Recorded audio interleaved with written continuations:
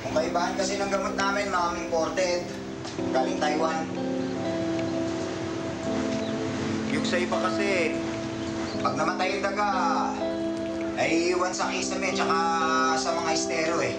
Yung sa amin, nabubulag muna. Tapos, naghanap ng liwanag.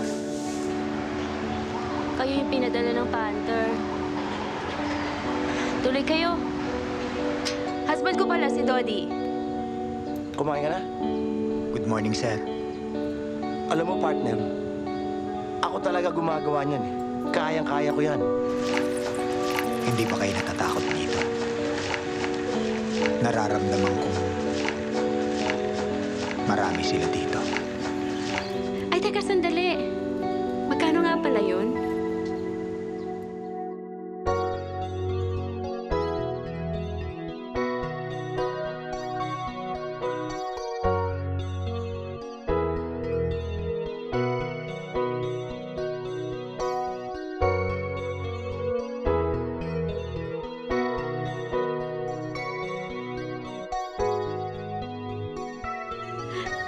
Gusto mong barata kita? Naintindihan ko yun, ma'am. Sana naman hindi mo hinahayaan na gawin niya yun palagi sa'yo. Kung iiwanan ko si Dodi, sino pang kakausapin ko?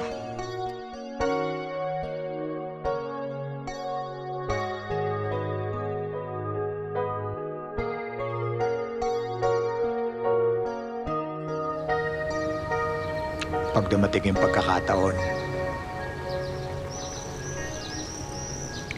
di ko na to pakakawalan.